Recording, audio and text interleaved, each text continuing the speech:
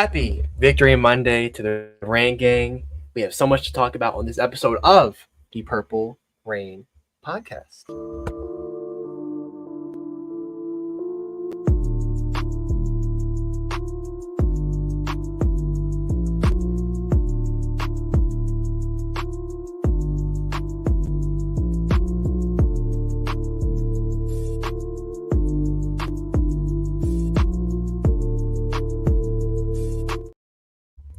Happy Victory Monday, the first of this 2024 NFL season. Welcome back to episode 265 of the Purple Rain Podcast. I'll go through it real quick.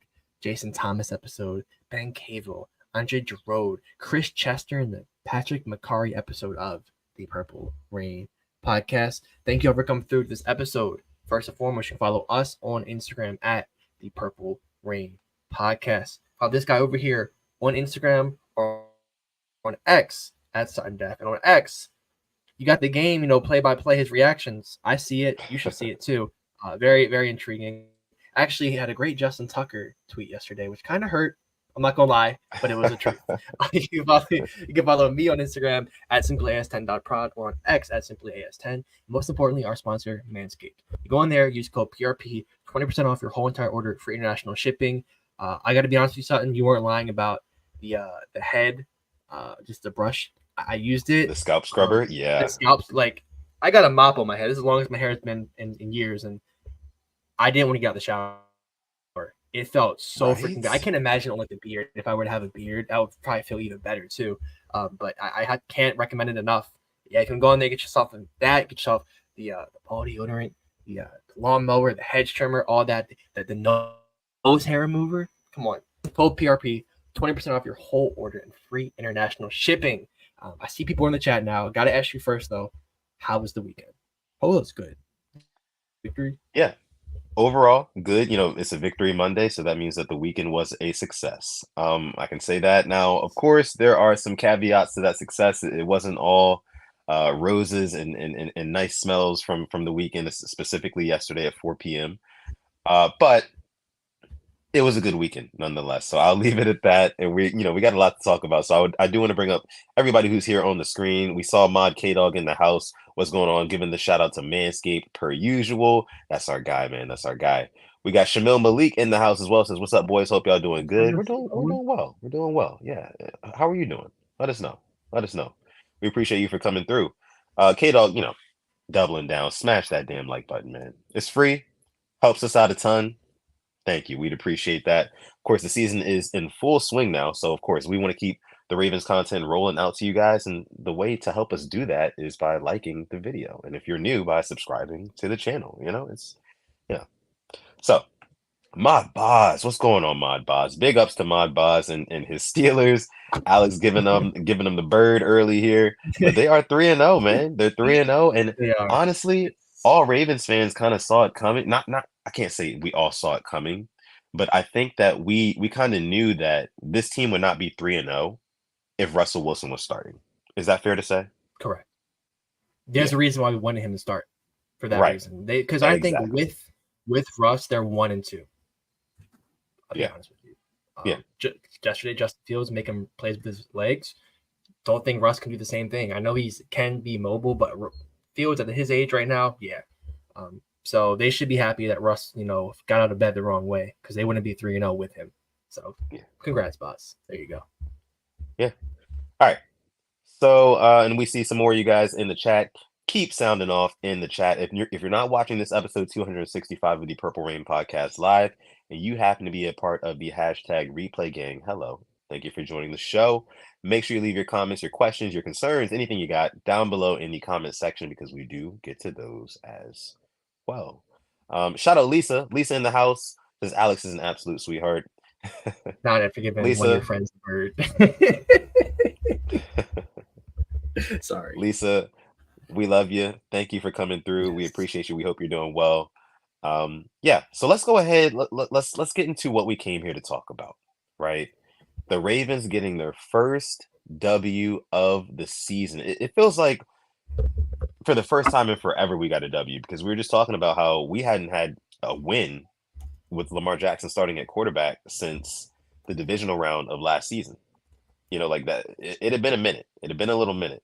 So this one was very, very refreshing to see, despite the furious comeback from the Cowboys at the very end there, which a lot of people said was kind of like empty calories. I saw a lot of people in the main media today saying that, oh yeah, the Cowboys came back, but it didn't really mean much because this, that, or the third reason. But as a Ravens fan, I'm not taking that excuse. I'm not taking that to the bank at all. But Alex, we start off our review episodes with a little segment we like to call Name of the Game. And on this segment of Name of the Game, me and Alex are in this one together. Okay, Yeah. so I'll let Alex go ahead and take it away. He's going to give you our name of the game for this game, Ravens versus Cowboys, and what he thought about it. Alex, the floor is yours. Yeah, too close for comfort is you said that, and I have to agree. Way too close, 28-6 with 9 minutes remaining.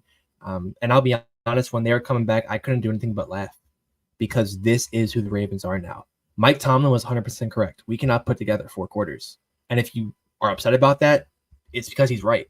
We can't. Quarter 1 through 3 yesterday, we were a Super Bowl contender. Quarter 4 is why we were 0-2.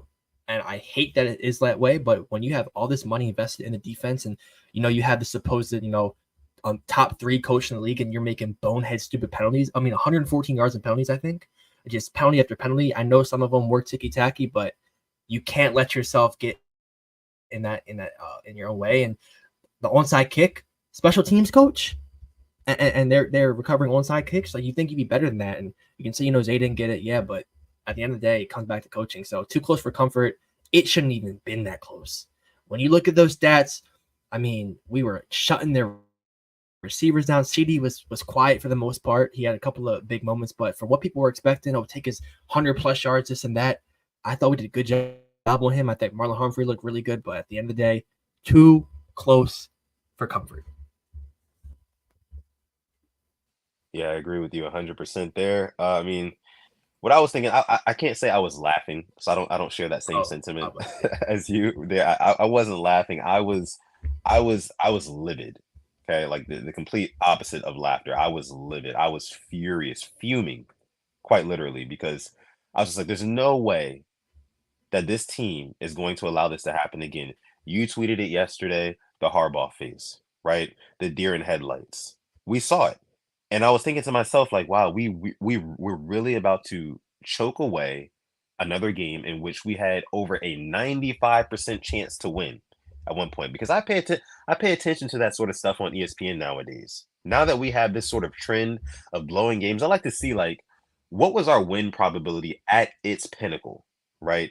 And the one in the Raiders game, we had a 90.5% chance to win that game.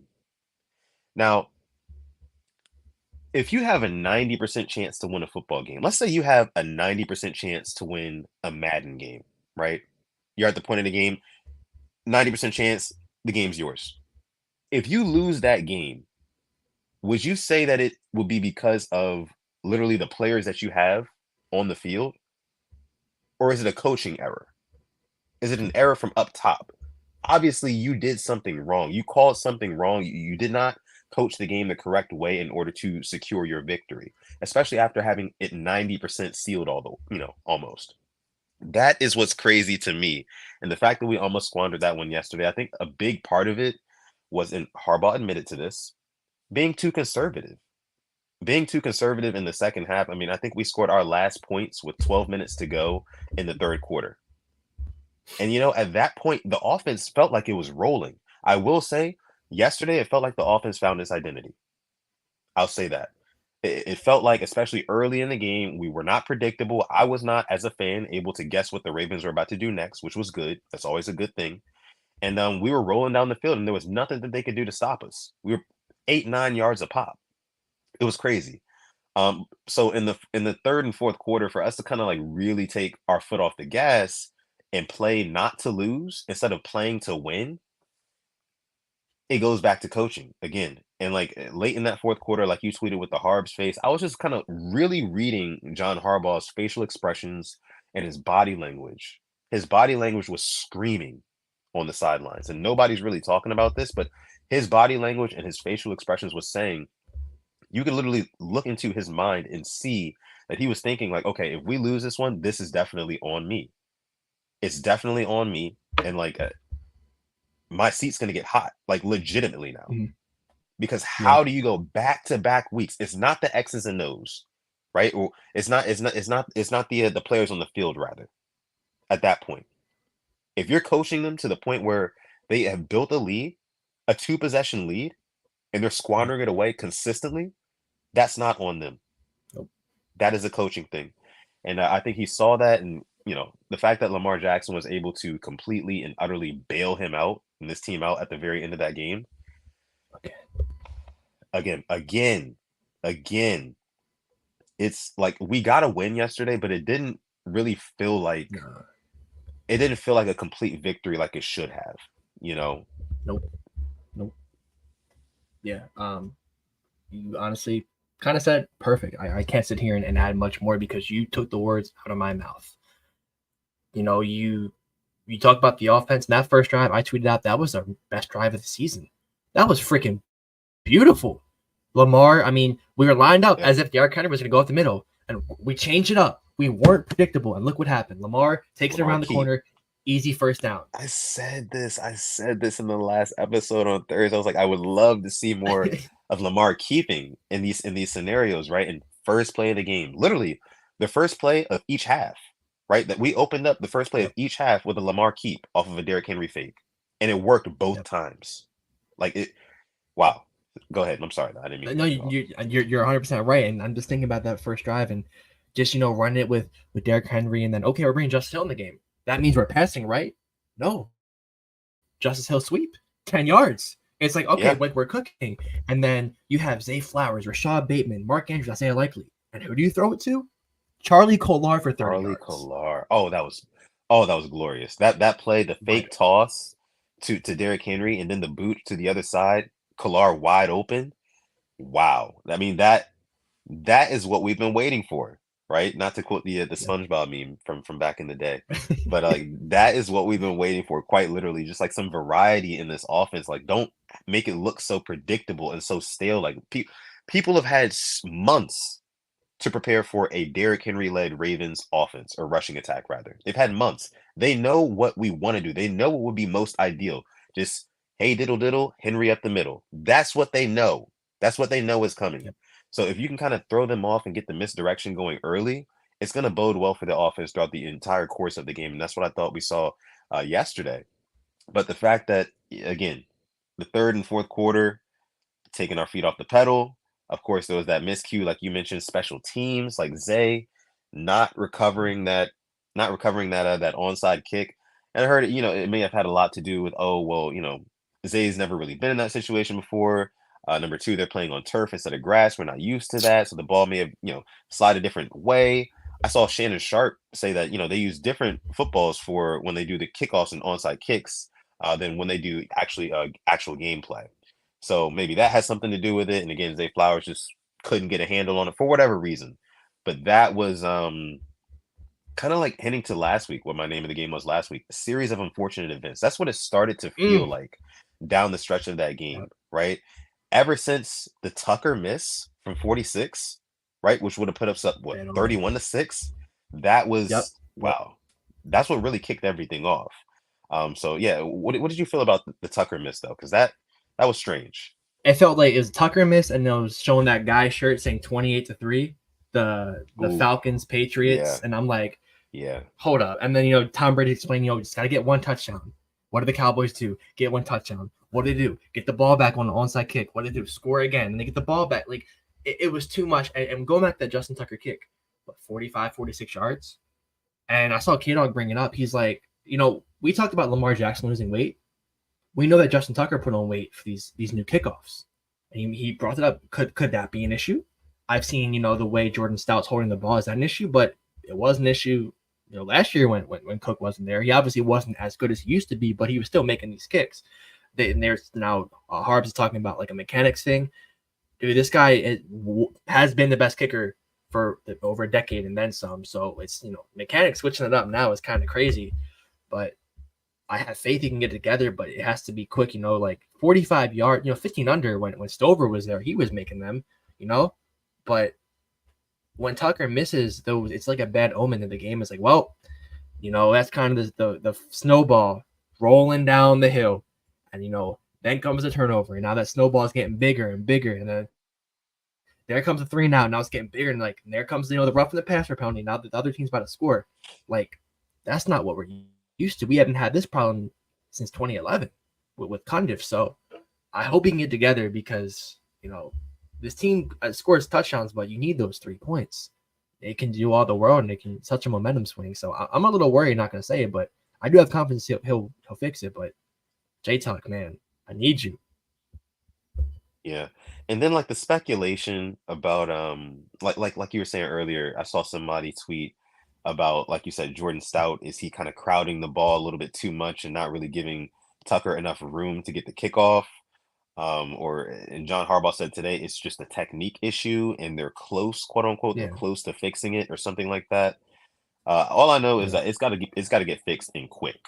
Okay, because I can imagine a lot more scenarios in this regular season, and even in the playoffs, if we do happen to make it this season, there's going to be a lot more scenarios where we're going to have to rely on Justin Tucker's leg from 45 plus, right? And that's just is what it is, and we're going to need him to be consistent. We're going to need him to live up to that automat Tuck moniker that we gave him.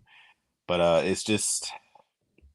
it's kind of like I wasn't concerned last week from 50 plus, but missing the 46, that kind of did set off an alarm in my head. I was like, okay, maybe this is real. There is some cause for concern here, and I'm not saying go out and I'm sure EDC will probably do his due diligence, right? If he continues this trend of missing kicks and not being as consistent as we know him to be, don't be surprised if in next year's draft we do have a kicker, right? That's going to be UDFA. a thing. Or right. Or think about the kickers we've brought in that are now around the league. Will Lutz was a Raven at one point. Graham Gano, Cameron Dicker. He was a Raven for one game in the preseason a couple years ago. He's picked up by the Chargers. Now he's doing good. So I can definitely agree with you there. But we all want Tucker to turn around because he's an all-time great Raven. I think you put him on your Ravens Mount Rushmore because that's how great of a player he's been, if my memory recalls correct. So I want him to turn around and be that Tucker that we know and love. And I'm not expecting him to hit 63, 65, but the 45s and stuff like that. What if it's now extra points? And we're putting 6 points on the board instead of 7 because those are up there too. So it's definitely worrying, and I hope that they can just get it done, fixed right in practice. So next week, Sunday night at the bank, and you bring up missing the 45. That's in a dome, no win, can't blame that. Clear conditions. So you're talking about more of this game real quick. You do bring up the line. I wanted to bring it up too. Saw it right there. Tyler Linderbaum with a 91.4 highest grade as a Raven. And like that, I thought he played fantastic. I'm just going to give some shout out to the line real quick. Falele, obviously, he was better than he has been. Same with Makari. They were looking good, and they were running to his side at some points, and they were getting some good yards.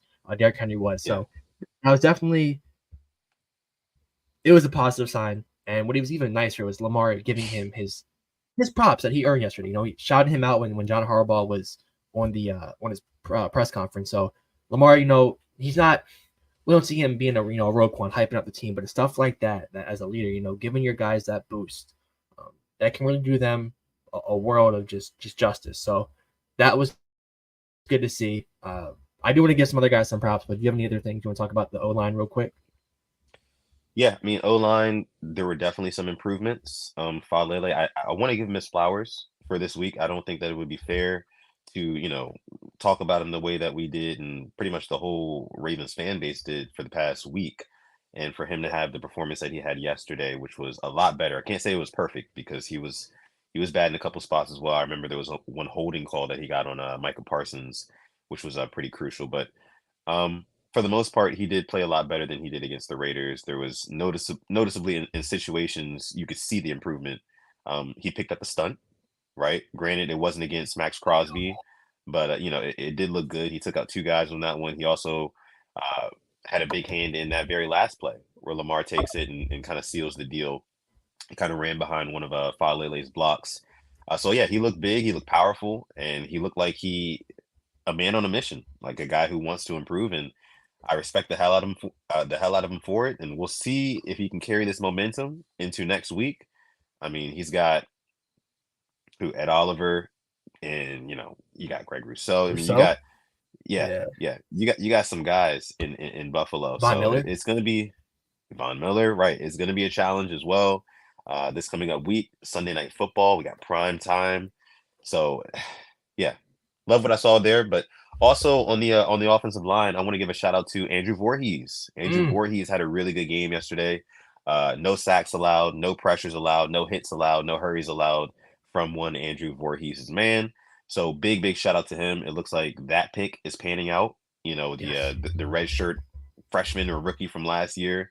He's stepping up and he's looking like he's going to be a solid left guard for us. And I remember there was a guy in our chat not too long ago who was kind of like real down on Andrew Voorhees. He was saying he was a UFC fan Yeah. and he's not that good, he's overrated and all this other stuff. I can't remember the guy's name, but Yeah. if you're watching, hey, let us know. Let us know your update on Andrew Voorhees, your Yeah. assessment. But yeah, he's been playing Yeah. well. Stanley's been holding it down. Uh, Oh, and then Tyler yeah. Linderbaum. Linderbaum being Mm, Linderbaum. Linderbaum did get beat on that one inside rush by Micah Parsons yesterday. mhm. He really stood no chance, and it was kind of like Micah Parsons' signature. Is what he does, right up the middle, taking advantage of the center, who's just going to be a step too slow for Micah Yeah. Parsons on the inside. So, yeah, he kind of got beat there. But for the most part, Tyler Linderbaum, amazing, phenomenal. But what else did you see? Yeah, Ronnie Stanley. I want to give him some flowers because we were quick when I was very quick to criticize him in previous years. Didn't look healthy. Looks a lot better this year. I hope he can stay healthy because this is kind of what we were seeing before he got hurt in 2020. And it really it brings me happiness, brings me joy because this guy is one of the longest tenured Ravens now, and seeing him perform at this level again, it makes me happy that he's come back from that crushing I word. And we didn't know if he was ever going to play again in 2021. That game against the Raiders was like, okay, like he'll miss a couple of weeks with the ankle, and he just never came back and didn't look good. 2022, 23 was but this year's looked a lot better. Can I stay on the offense real quick? Because we need to do some victory laps. Yeah, yeah, let's go. We're about to do one. All right, Rashod Bateman. This is like the Rashod Ooh, Bateman fan club. All right, talk to me. that touchdown was to me what happened in week 1 with the Zay Flowers. That looked like to me the kind of the same play, but Bateman stood there in his place and caught the ball, whereas Zay kept running. It was behind him. That was phenomenal route running, beautiful. All right, and then he had the other 2 other catches. Like, yeah, it was 3 catches, and it wasn't a breakout game for him by any means, but it's the fact that him and Lamar were on time for these plays. Like, I'm seeing chemistry. That's back to back. I think it's Yeah, 4 catches last week, 3 this week. Give me 3, 4, 5 catches. He'll have a good stat line at the end of the year. That touchdown, it was silky smooth route running. It's everything we've just been saying that we need him to be. And Tom Brady was giving him his flowers. Like, that's Emil. You got the GOAT right there talking about your route running. It was freaking beautiful. Lamar hit him, perfect timing. Like, I honestly, I didn't celebrate a touchdown as much as I did yet. Like, that one right there, that meant a lot to me. I don't know about you, but that meant a whole lot. That was more than 6 points to me. oh yeah, that was a moral victory for Mm-hmm. sure for Rashod Bateman, for this fan base, for the wide receiving core. I'm sure for Todd Monken, for Lamar Jackson as well, for everybody. You can even see after he scored the touchdown, Zay Flowers just comes up to him and I think just gives him a big hug. It's Yep. just like, yeah, he got him one. And like I think the first Rashod Bateman touchdown we saw last year was what, like week 9 The only or something one like yeah, the was only one, Thursday Night week Football. 9, Thursday night football, exactly, against the Bengals. And I think that him getting one in week 3, him getting one this early, and like you said, in the weeks prior to that, getting some targets from Lamar Jackson as well, this is going to be good for him going forward. I think building his confidence and seeing one go in the hoop so early is going to be good for him. And by the way, did you see that picture that the Ravens media took of Rashod Bateman before the game? He's Oh underneath my the God. star. Him walking out What? Yes, that was a between that crazy and the shot. one of Lamar straight ahead with the Dallas star Oh in his yeah, visor. yeah. Their photographers are unfreaking real. That was Oh yeah. beautiful photos. Oh yeah, immaculate.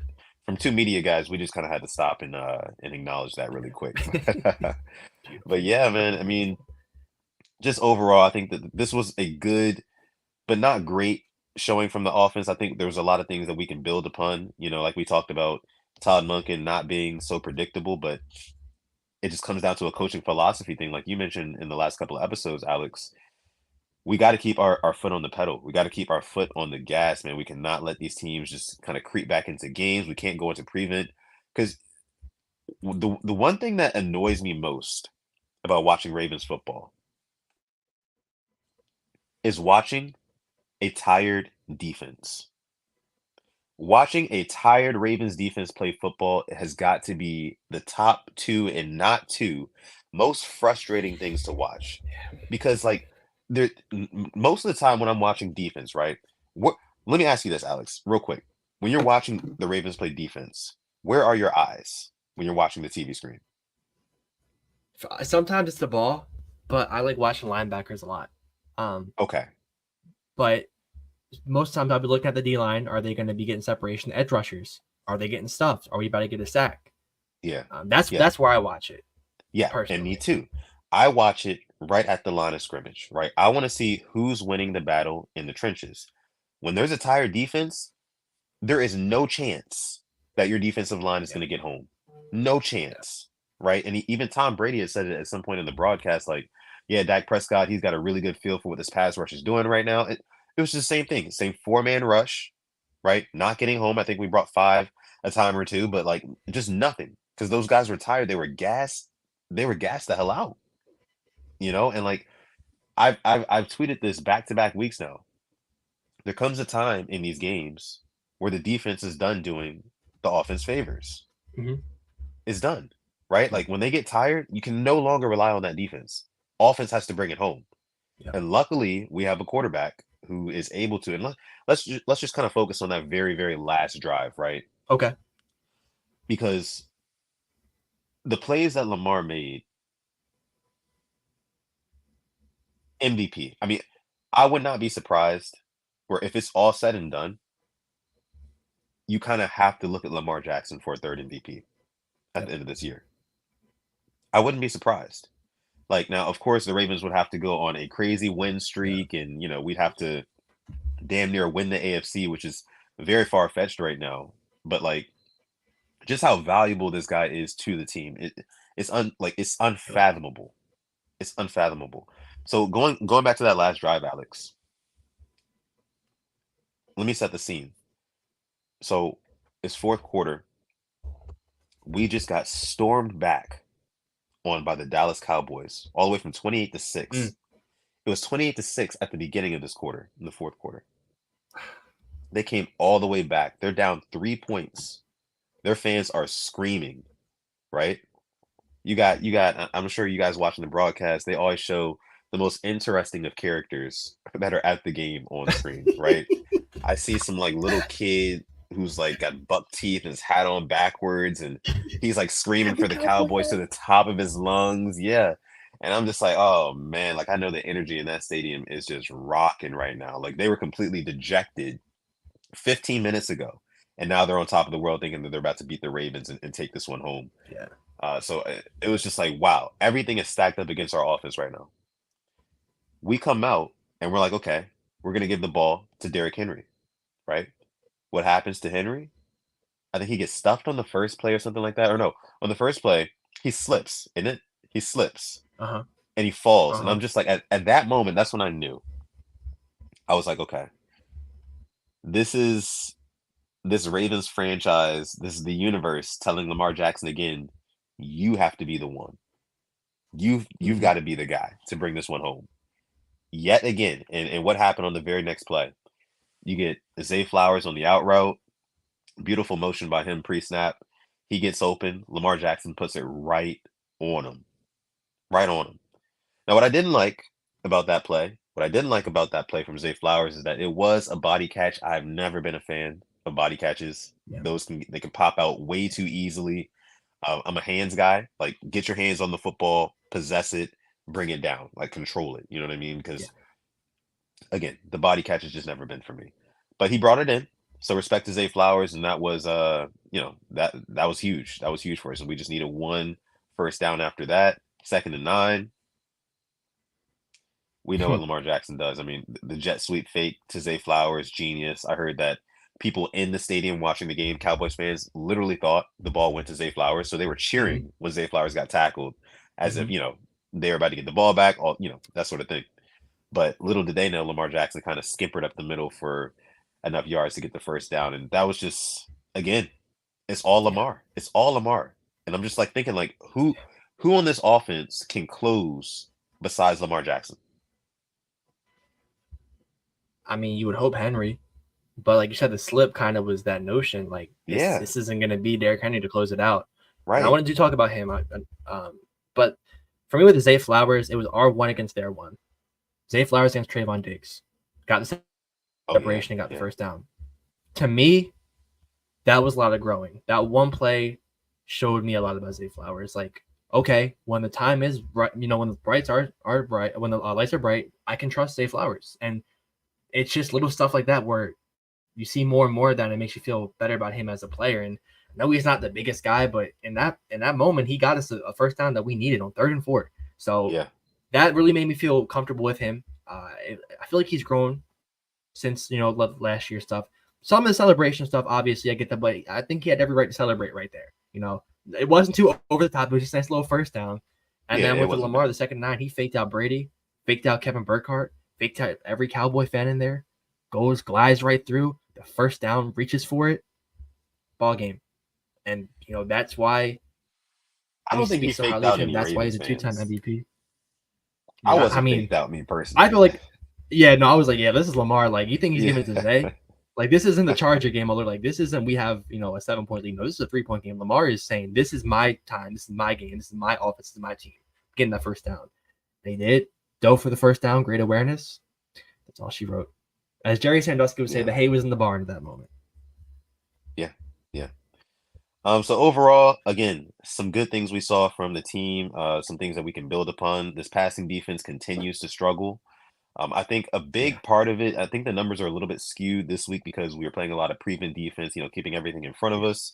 And, the quarterback is going to rack up a bunch of passing yards like that. And again, that's another reason why I kind of disagree with that style of playing. Like you need to keep the defense's pressure on the quarterback and constantly. Like you don't need to be dropping a bunch of guys back.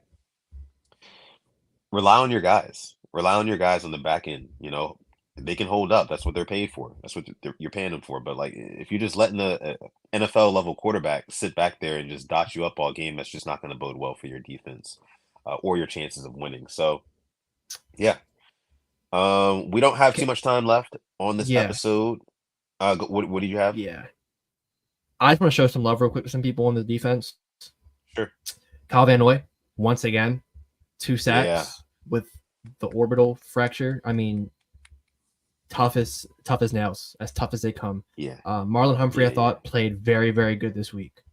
I thought this was like 2019, 2020 Marlon I saw out there. Ardarius Washington. There's a reason why that we, are such big fans of him, like a pit bull, scrappy. Well, we had him on CeeDee Lamb.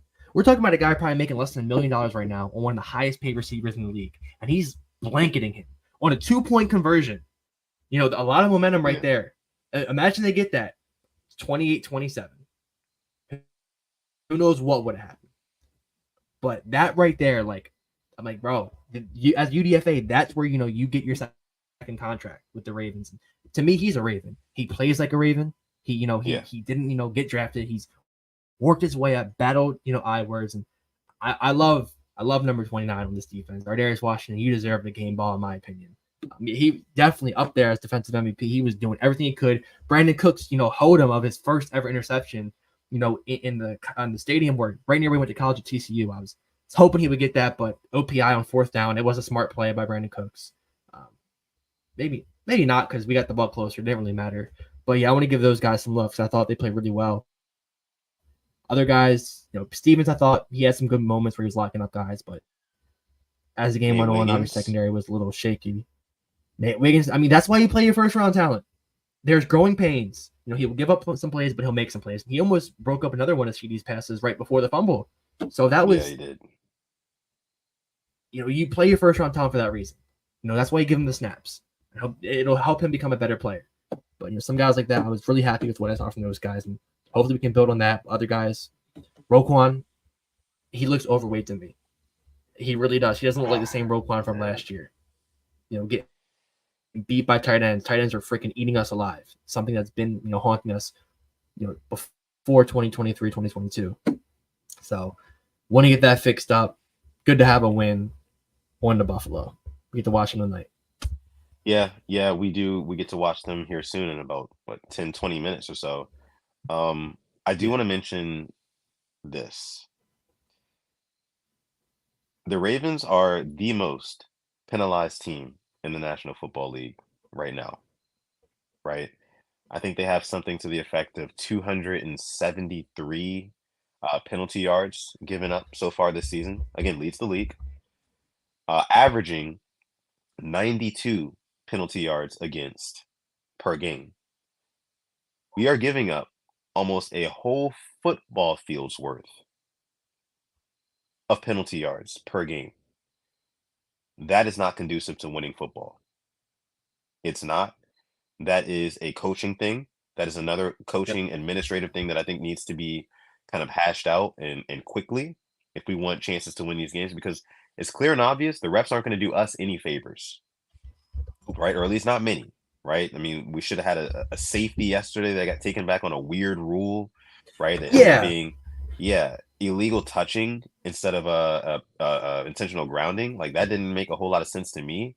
Like, how does one trump the other? But I don't know. Exactly. That should be the same thing. It's the same way as you throwing it away when you don't have anybody, intentional grounding, as you throwing it to your lineman who cannot catch the ball. It's the same exact result. You're trying to get away when you're clearly sacked in the end zone. How is that not a safety? And I don't get, do we not use logic anymore? Because to me, that was logic. It's the same exact thing. Intentional grounding, you're getting sacked. You're in the tackle box. You're throwing it away. Not past line of scrimmage. You're just trying to not get sacked. Same thing. You're about to get sacked and you throw it to your lineman who catches it. What is the difference? So, yeah. But Lamar gets tripped in the end zone by a ref, and we won at the end of the day, both those games, but it was just happens against us. Noticing. Let me see. I didn't even notice we had a super chat donation coming from Darius Knock. Sorry about that, Darius. Thank you. Slipped right by me. Thank you so much for dropping the 2-piece in the chat. Says it was a scrappy win, but we need to finish in the fourth. Absolutely. Like we led the episode with. I mean, 4 quarters of football. 4 quarters of football. I mean, there should be no reason why we are not literally pressing the gas when we're up 2 possessions. If we're up 2 possessions, okay, great. We need to be up 4, right? Like, pour it on these teams. I don't see why we have an issue with doing that right now. It doesn't make a whole lot of sense to me. But okay, let's get into a few more things before we go ahead and get out of here. We do have Monday Night Football coming up. 2 games. We got a doubleheader on 17 minutes for the game. So, yes. Give us a little bit. Give us like 10 more minutes of your time. Yes. One thing that I wanted to bring up here, and it's also in the title, after the game, the Ravens were on their flight home. And per usual, and I forgot that this happens, but Marlon Humphrey, Ravens cornerback, who you just mentioned a few minutes ago, is playing really well this season. He goes live on Instagram after Ravens road wins, right? And he just kind of checks in with the team. He walks around the plane and see who wants to talk to the camera and kind of talk their stuff and whatnot. And, he went live yesterday after the game, and it just felt different, right? It just felt different. It didn't feel like it didn't feel right, and one person who really kind of called that out, which was surprising to me, was Ravens quarterback Lamar Jackson. Lamar Jackson called him out for it. I mean, he got him on camera because Marlon, pointed the camera at Lamar Jackson, and I couldn't quite make out who was sitting right next to Lamar. Do you know? Couldn't quite make that out. I don't know. And I don't. Maybe Malik Cunningham if he traveled. I know they go back. Obviously, Louisville ties. Not sure if it was him. I know PS players sometimes do travel, but I don't know for away games. But I couldn't make out who it was because it used to be Huntley. I don't know who it is. Yeah. And so basically, he's talking to Lamar, and Lamar's telling him, like, hey, like, you shouldn't even be live right now. Like, we still got work to do. Like, now is not the time to celebrate. Like, if that was a win, like, I get it. If I'm Lamar Jackson, I'm looking at Marlon a little bit sideways because, like, bro, if that was a win that you're proud of, you do not have a championship mentality. Mm-mm. You don't. You just don't. Because like if we were to lose that game, man, 0-3. it just frustrates me. It just frustrates me, man. We could very well be 0-3. We could also very well be 3-0 right now. But the fact that there's just so much uncertainty and we're clearly not where we need to be, there's a time and a place for everything. If you're Marlon Humphrey, you have to be able to read the room and know that Yeah. and be cognizant of that because like it really just comes off as a little bit tone deaf, right? And Yeah. I'm sure that other guys on that plane were kind of looking up and around at him like, is this dude really doing this right now? Like now is not the time. Like we had all last year to do this, right? We're doing it on the planes all the last couple of years, going all the way up. We made it to the AFC Championship game and we lost. So like, why are you trying to repeat the same things and expect a different result Yep. this year? You said it last week. That's the definition of what? Insanity. Our guy Engraven, I think he disagrees with that. I don't know if Engraven's watching, but I think he disagrees with that. I saw one of his videos about that the other day. But yeah, I mean, it's just it didn't Yeah. really feel right. But what did you make out of the whole Marlon Humphrey IG Live post game thing? I was deep asleep in my REM sleep. I was dreaming. But I got up, saw the clip, and yeah, I really can't disagree. We're 1-2. We were very close to being 0-3 for the first time in a very long time. And when you're 0-3, your chances of making the playoffs, kiss them goodbye. Sorry, I mean, this team could obviously maybe they could have made it, but I guess we'll never know. Like Kanye said, I guess we will never know if we were to go 0-3 and we make the playoffs. But I'm right there with you. Why go live? I know it was cool in previous years, but like we were over 500. If we won this game to go 2-1 and we won 28-10, I'm all for it. Vibes are high. You're over 500. That's a good win against the Cowboys in Dallas. Save it. Save it for later in the year. Maybe our Sunday night game against the Chargers in weeks down the road. Maybe we're going to be 9-3. 7-2. Who knows what we do? But we are under 500. There ain't nothing to Right. be happy about right now.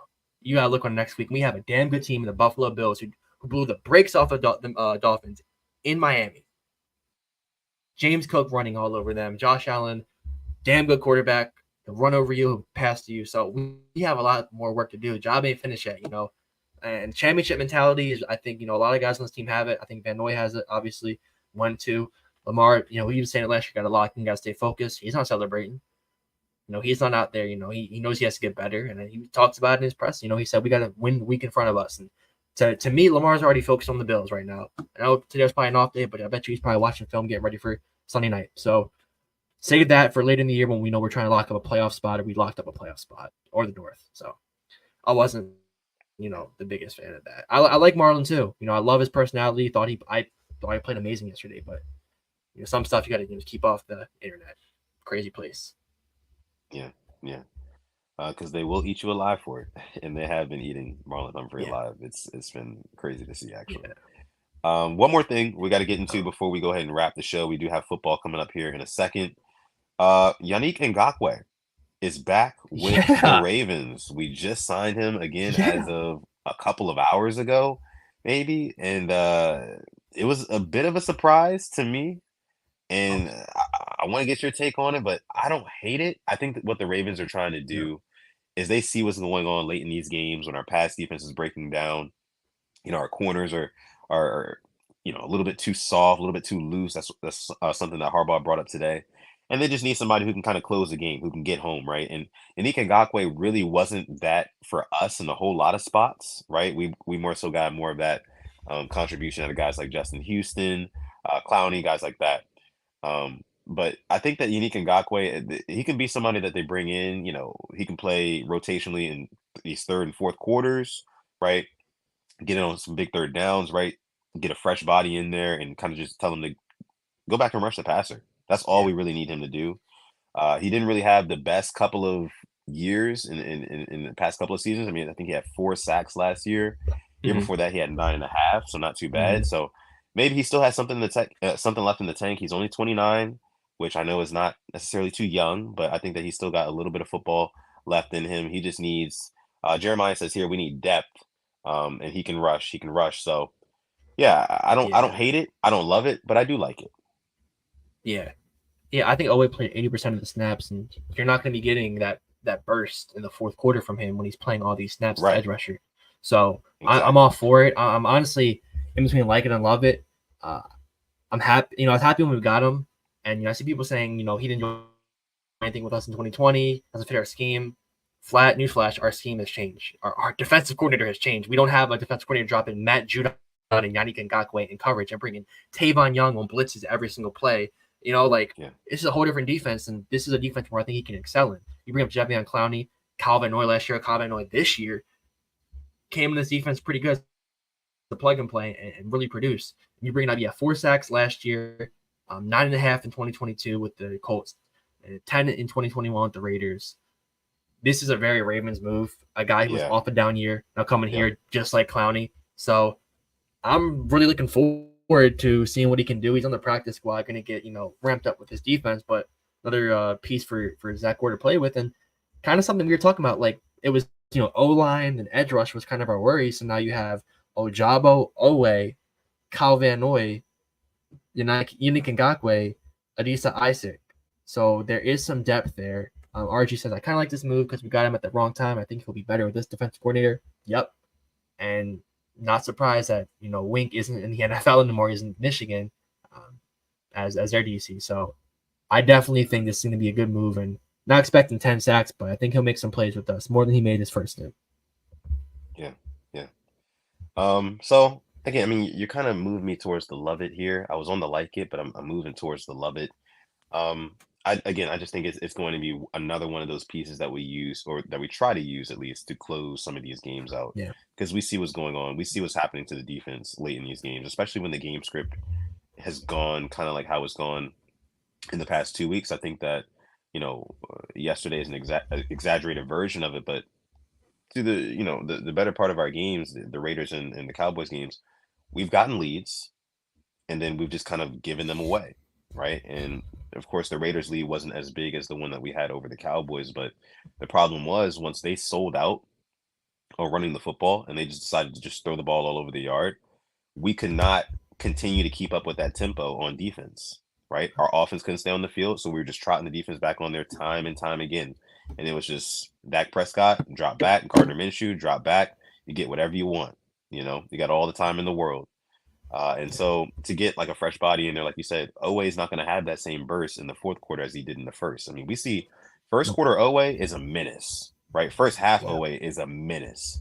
Kind of quiets down a little bit in the second half, and he's getting a little tired. So I think that this is probably a move to kind of help with that. Again, big shout out. I want to give a huge shout out to KBN. Kyle Van Noy is just an absolute stud. He's yet another success for the Ravens, bringing in a veteran player and kind of helping him turn the clocks back, specifically for this defense to produce. So, yeah, I'm kind of trending towards love it now. So we'll see how it pans out. But I think that it's low risk there. So it's gonna be cool. It's gonna be cool. KLA Sports says I'm waiting to see what Adisa Isaac can do as well. I'm waiting to see what Adisa Isaac can do. TJ Tampa, Tez Walker. There's a lot of guys who I'm waiting to see what the Ravens. Yeah, Bo Braid, right? Exactly. But that's another story for another episode. We're gonna go ahead and leave it there for this episode of the Purple Rain podcast. As football is about to come on in just about 8 minutes here. Don't want to step on that or have it step on us, because it's football. I mean, we got to watch football, man. Come on now. AFC teams playing tonight. We got Bengals playing the Commanders tonight. We got the Bills playing the Jaguars. So should be some pretty interesting game. Make sure you check them out. If you want to follow us on Instagram, you can go on Instagram and follow us at the Purple Rain podcast. You can follow me on Instagram or X at Sutton Def. You can follow this guy over here on X at SimplyAS10 or on Instagram at simplyas10.prod. And like my guy Simply led the episode with, Manscaped is our sponsor. You can go on manscaped.com, fill up your cart sky high with products like the Lawnmower 5.0, the Beard Hedger. You can get the Scalp Scrubber. They've got a really good 2-in-1 shampoo and conditioner there. Again, for the fellas, for you, from us. Code PRP, 20% off plus free international shipping. Again, it's been a great episode. I know we had to cut this one a little short. Sorry. Get it for your man. Get it for your man. Christmas around the corner. Exactly. So yeah, With that being said, though, I'm gonna let my guy Alex take us out. Really appreciate everybody coming through from this Victory Monday episode of the Purple Rain podcast. And Graven, just talking about him, you must have heard it. We're just bringing up Sutton. Thank you all for coming through to this, Victory Monday episode. Hope this is the first of hopefully 14 more in the season. So hopefully we go 14-0. Very unlikely, but I'm hoping. Wishful thinking. But thank you all for coming through, spending your Monday evening with us. Go enjoy some football. I hope you have a fantastic rest of the week. Enjoy the weather, enjoy everything. We need to talk about college football, a lot to talk about on Thursday. So thank you all for coming through this episode of the Purple Rain podcast. As always, stay positive, test negative. Yes. And never, ever, ever, ever forget, even on the rainiest of days, to call God. It's been episode 265 of the Purple Rain podcast. We're going to catch you guys in the next one.